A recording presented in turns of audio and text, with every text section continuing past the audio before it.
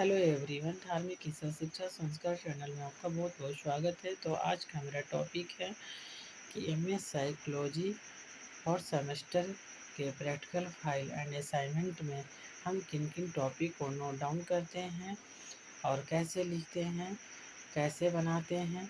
तो आज हम इन्हीं टॉपिक पर डिस्कस करेंगे। तो आइए जानते हैं।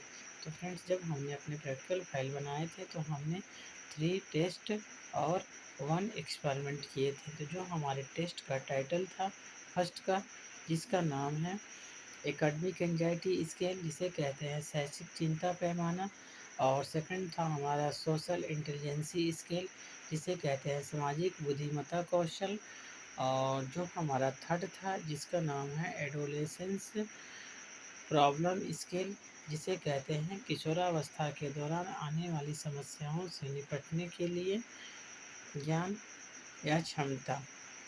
तो ये हमारे 3 टेस्ट थे, जिसका टाइटल नेम हमने आपको बताया, और इन्हीं पे हमने अपना टेस्ट किए थे और इसी के बारे में हमने डिटेल में बताए थे। और जो हमने एक्सपेरिमेंट किए थे 1, तो इस एक्सपेरिमेंट का जो टाइटल है learning officially of verbal natures, जिसकी हिंदी होती है मौखिक प्राकृतता की आधिकारिक रूप से शिक्षा। तो इस टॉपिक पे हमने एक्सपेरिमेंट किए थे फ्रेंड्स। तो अब आइए जानते हैं कि जो हमने एक्सपेरिमेंट और टेस्ट किए थे, इसमें हम किन किन टॉपिक को नोट डाउन करते हैं। इसी तरह से आप भी अपना प्रैक्टिकल फाइल बनाइएगा। तो मैं थोड़ा शॉर्ट में आपको बता देती हूँ। तो फ्रेंड्स, एकेडमिक एंजाइटी स्केल यानी शैक्षिक चिंता मापनी पर जो हमने टेस्ट किए थे, इसमें पहले हम प्रॉब्लम लिखेंगे, फिर इसके बाद इंट्रोडक्शन लिखेंगे, फिर एंजाइटी के बारे में लिखेंगे, फिर एंजाइटी का कुछ डिफिनेशंस लिखेंगे। डिफिनेशंस में जो भी हमारे राइटर्स होंगे इनके बारे में हम बताएंगे। इसके बाद में एंजाइटी के आप कुछ लक्षण को लिखेंगे, फिर इसके कुछ रीजन्स होंगे उसके बारे में लिखेंगे हेडिंग बाई। इसके बाद में फिर शैक्षिक चिंता के बारे में लिखेंगे।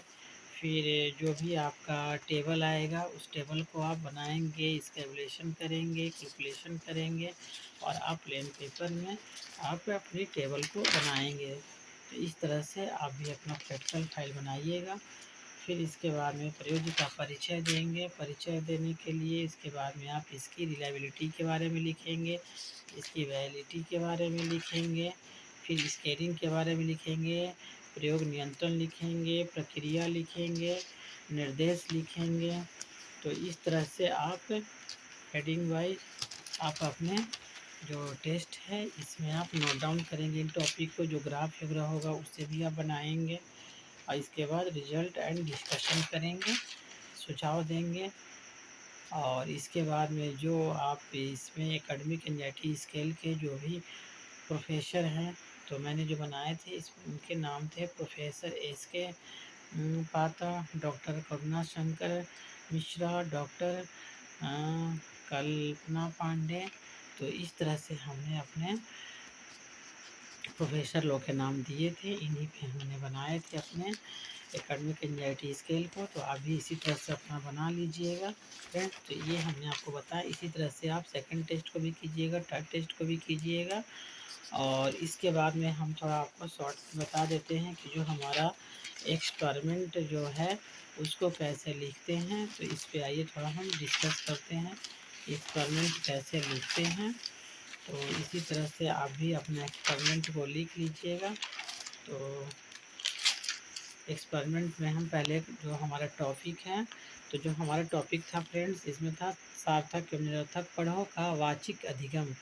और जो हमारी प्रॉब्लम थी सार्थक एवं निरर्थक सामग्री के पुनः स्मरण का तुलनात्मक अध्ययन करना।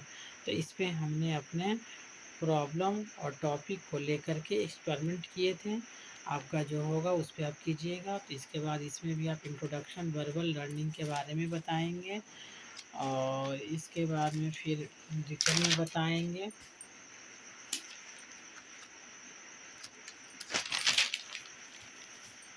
इसके बाद में आप अपना परिचय देंगे। परिचय देने के बाद में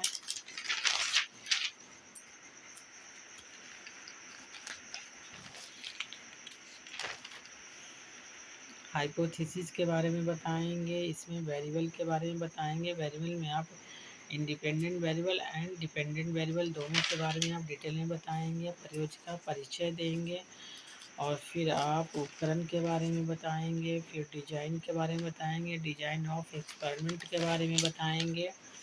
फिर आप निर्देश लिखेंगे, निर्देश के बाद में आप प्रक्रिया को नोट डाउन करेंगे।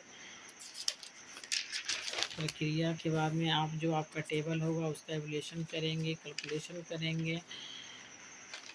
फिर इस पे क्या निष्कर्ष आया उसके बारे में आप बताएंगे। फिर आपका रिजल्ट आएगा तो रिजल्ट के बारे में बताएंगे। तो फ्रेंड्स, इस तरह से कहीं जा कर के हमारा फर्स्ट जो एक्सपेरिमेंट है वो कंप्लीट होता है। इतने ढेर सारे टॉपिक को इसके अंतर्गत नोट डाउन करना पड़ता है। तो आप भी अपना जो टॉपिक होगा उसके अंतर्गत इस तरह से लिखिएगा। तो मैं शॉर्ट में आपको फ्रेंड्स बता दी हूँ कि इस तरह से प्रैक्टिकल फाइल एंड असाइनमेंट को बनाए जाते हैं। देखिए मैं दिखा देती हूँ, इस तरह से मैं अपना बनाई हूँ। देखिए इस तरह से आप अपना इंडेक्स वगैरह भी बना लीजिएगा फ्रेंड्स।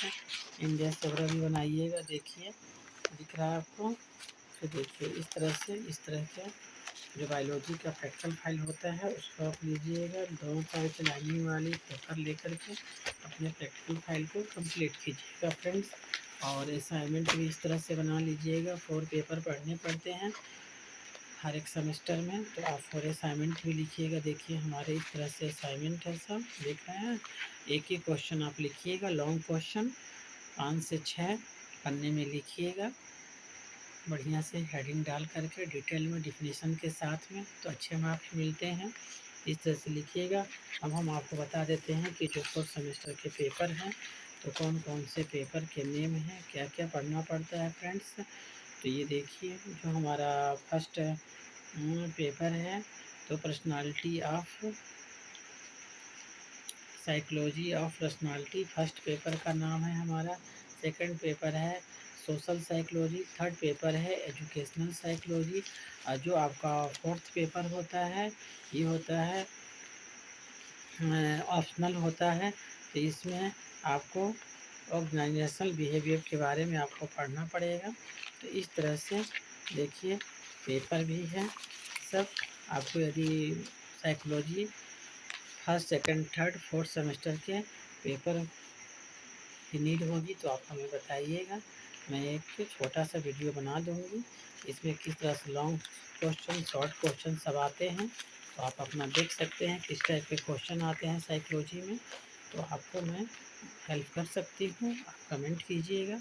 तो फ्रेंड्स ये था हमारा MA 4th सेमेस्टर के असाइनमेंट एंड प्रैक्टिकल फाइल और पेपर नेम जो हमने आज आपके सामने डिस्कस किए हैं फ्रेंड्स। तो इस तरह से आप भी अपना फाइल बनाइएगा। और जो प्रीवियस वीडियो है इसमें हमने आपको बताए हैं कि फर्स्ट सेकंड और थर्ड सेमेस्टर के प्रैक्टिकल फाइल असाइनमेंट कैसे बनाते हैं। तो आई होप कि आप मेरी बातों को अंडरस्टूड कर पाएंगे फ्रेंड्स। किसी नेक्स्ट टॉपिक के साथ मिलते हैं, तब तक के लिए जय हिंद जय भारत। पढ़ते रहिए बढ़ते रहिए।